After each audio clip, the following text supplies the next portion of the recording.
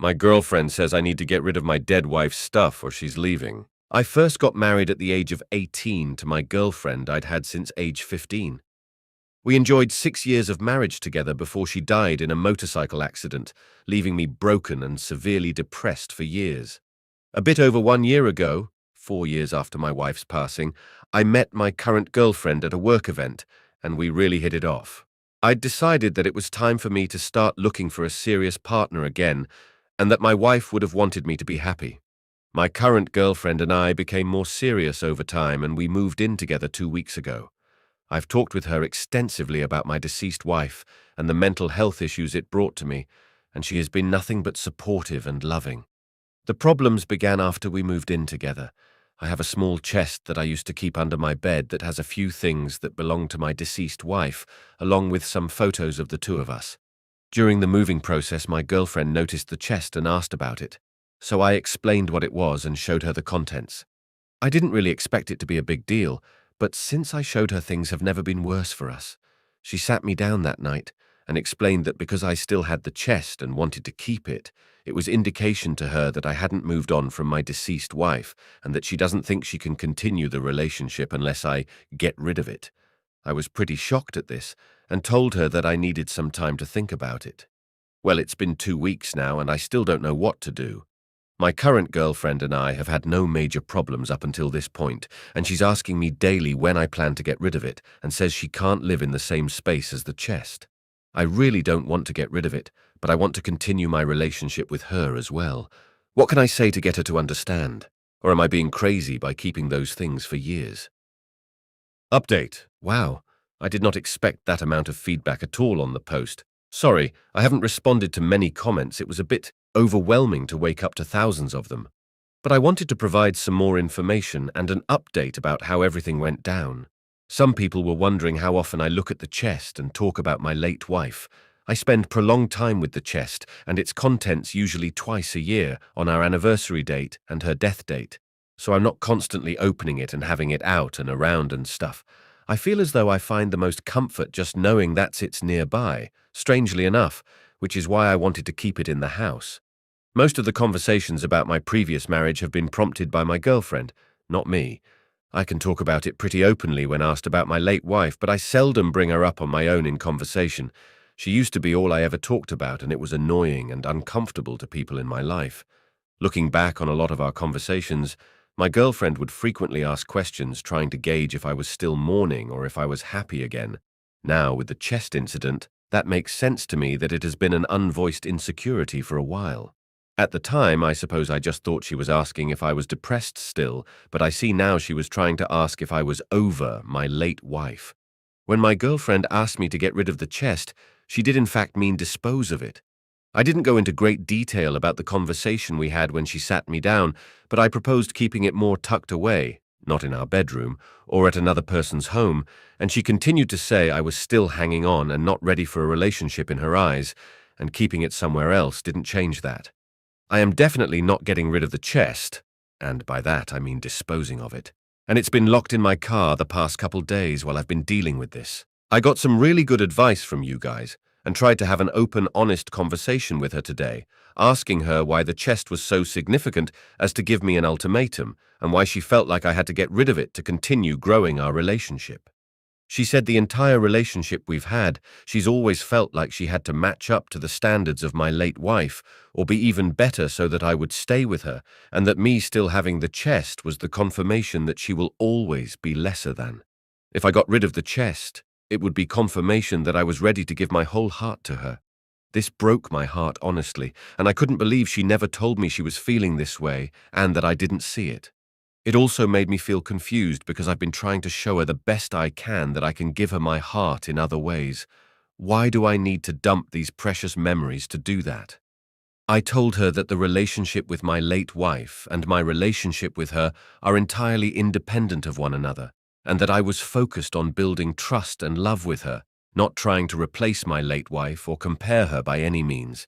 I told her that I couldn't dispose of the chest because it meant a lot to me sentimentally, but that I wasn't keeping it to hang on or cling to my late wife. I just felt as though it was an important part of my history, and I wanted to honor her memory.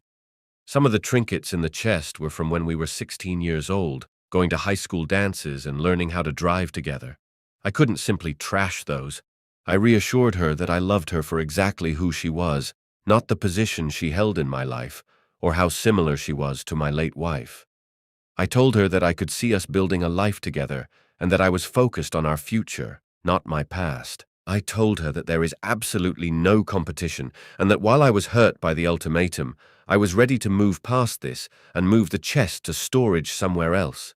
It wasn't enough for her. I don't know what else I needed to say or do to communicate my love and dedication, but she was dead set on me getting rid of the chest or her leaving.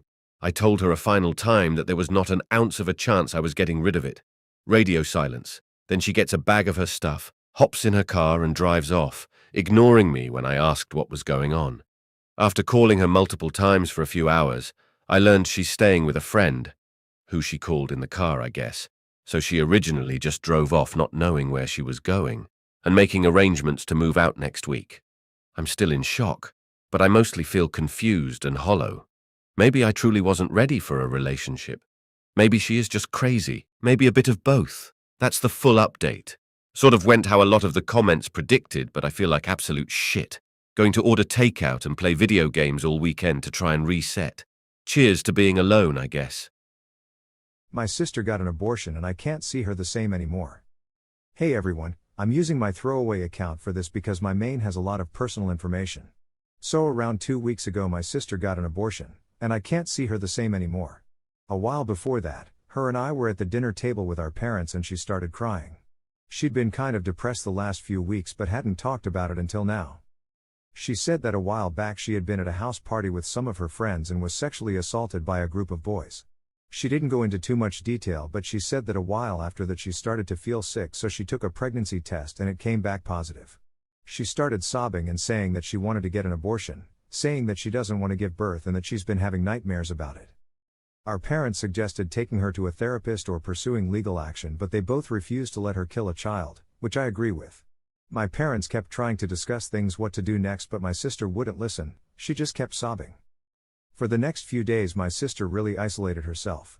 Every conversation she had with our parents eventually devolved into them trying to convince her to see a therapist while she begged, literally on her knees sometimes, for them to let her get an abortion. I tried talking to her and explaining that maybe the child is a blessing and that something good could come from all this. That just made her even more upset. She told me that she would rather kill herself than give birth to a rapist child. She said that it's unfair, that she's only 16, and that she doesn't understand why this is happening to her. A few days later she came to my parents and told them that she got an abortion. Apparently one of her friends had driven her to a place where she could kill the child. Our parents were furious and yelled at her for what she did. She begged them to forgive her and said that it was her only choice. Which is ridiculous. Our parents literally tried to give her other options, but she still chose to kill a child. Our parents barely speak to her anymore, and I can tell it's making her severely depressed. She's always been skinny, but now she barely eats anything, only leaves her room for school, and her grades are steadily dropping. She says she just wants her mom and dad back, wants them to understand why she did it. I've tried my best to comfort her, but every time I look at her I just think about how she murdered a child. What do? I want my sister back, but I just can't see her the same way anymore.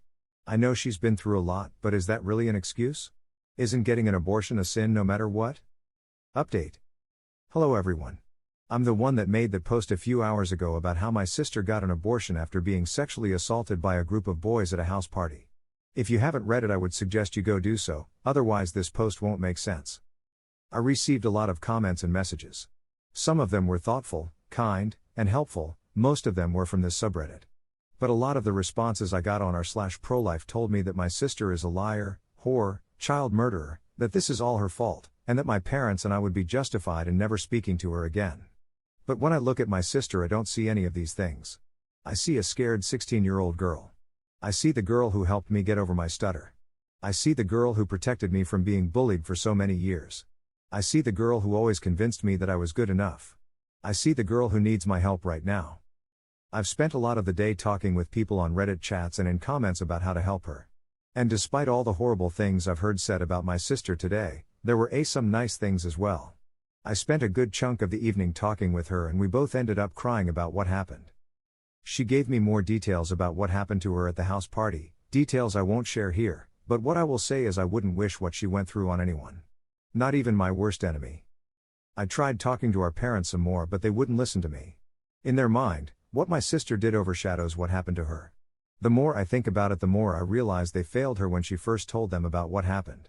They never comforted her, they just coldly gave her the option between therapy or legal action. And I think that was wrong of them. I feel like I failed my duty as a brother by being so quick to label her a monster like our parents have. And I'm trying to do everything in my power to make that up to her. As for how I feel about her abortion, I don't know. I still don't think it was right, but I understand why she did it. I understand why she felt she didn't have any other options. Thank you to everyone on this subreddit who was so kind and helpful. God bless all of you.